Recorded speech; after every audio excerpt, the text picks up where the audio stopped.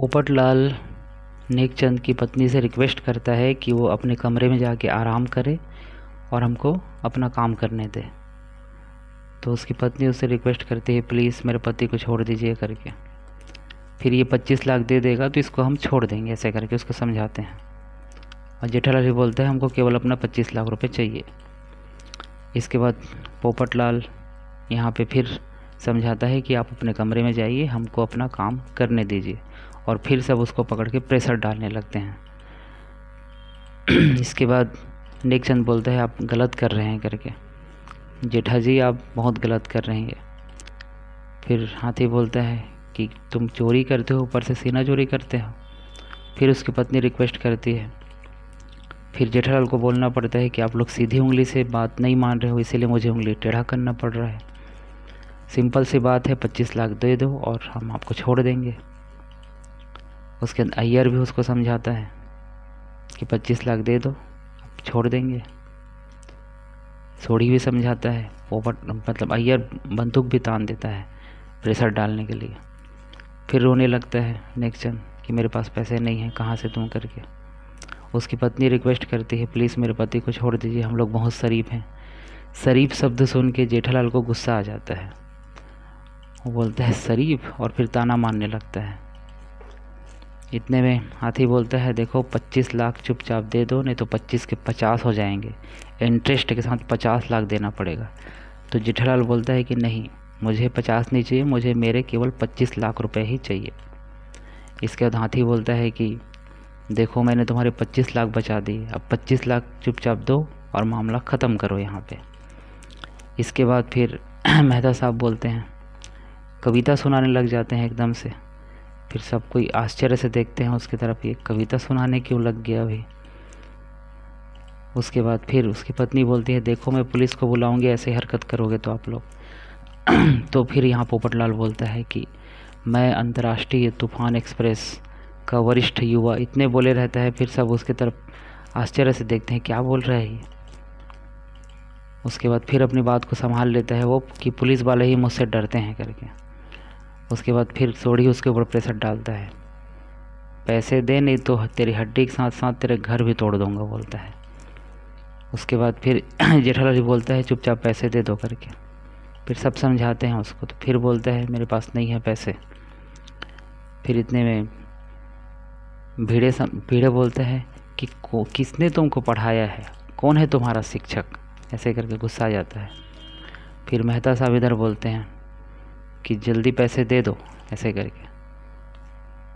फिर नेकचंद को थोड़ा डाउट होता है, क्योंकि यहाँ पे भीड़े का जो मूंछ है वो निकल जाया रहता है।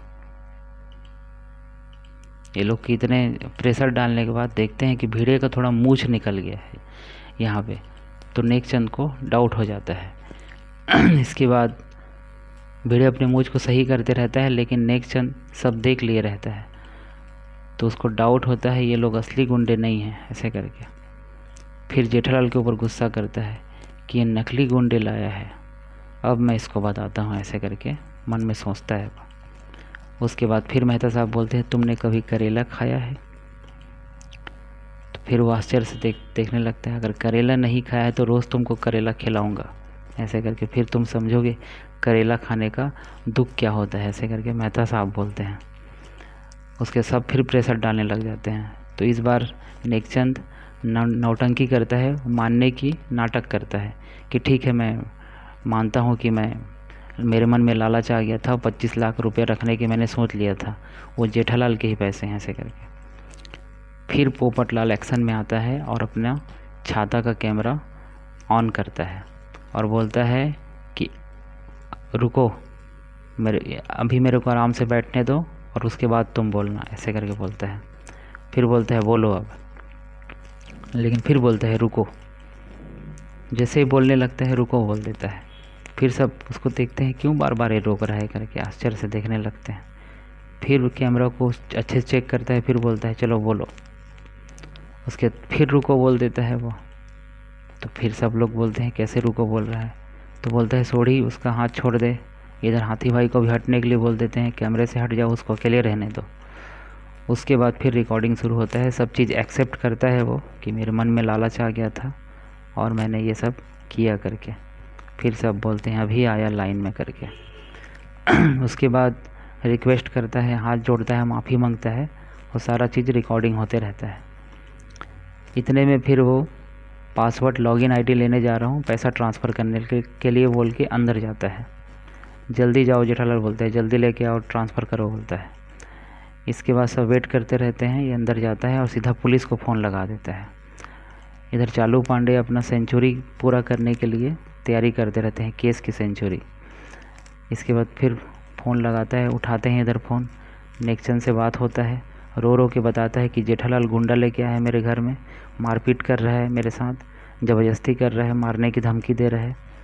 फिर चालू पांडे गुस्सा आ जाता है, तुम रुको वहीं, हम लोग आते हैं करके। इसके बाद इधर सब वेट करते रहते हैं, कैसे टाइम लगा रहे हैं करके ये।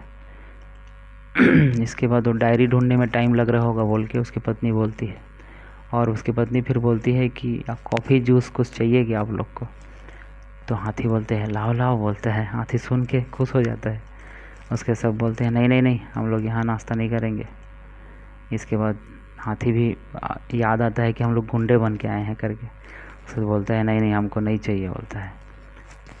फिर उसके बाद जेठालाल, तारक मेहता सब समझाते हैं कि यहाँ नाश्ता वगैरह नहीं करेंगे, होटल वगैरह में जाके करेंगे।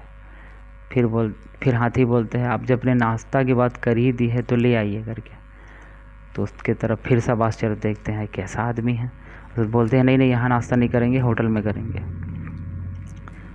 उसके बाद फिर सब वेट करते रहते हैं और फिर नेक्सन आ जाता है। तो उसको जल्दी से लॉगिन करने के लिए बोलते हैं, क्यों टाइम लग गया बोलते हैं। सॉरी बोलता है। तो बोलता है डायरी ढूंढने में टाइम लग गया है। फिर जल्दी जल्दी करो बोलता है जेठालाल। उसके बाद वो मोबाइल निकालता है और नाटक करने लगता है लॉगिन करने का। तो गुस्सा आ जाता है, सर्वर नहीं है बोलता है। तो सोढ़ी को गुस्सा आ जाता है, बोलता है कि नाटक मत कर, जल्दी कर करके, तो मैं दूसरे फ़ोन से ट्राई करता हूँ बोलता है। उसके दूसरा फ़ोन से ट्राई करता है तो उसमें भी नहीं हो रहा है बोल के नाटक करता है। इसके बाद सोढ़ी को गुस्सा आता है, पकड़ता है उसको और सीट पे ज़बरदस्ती बैठाता है उसको।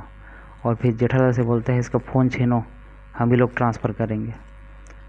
फिर यहाँ पे जेठालाल उसका फ़ोन छीनता है और उसका फेस को स्कैनिंग करता है।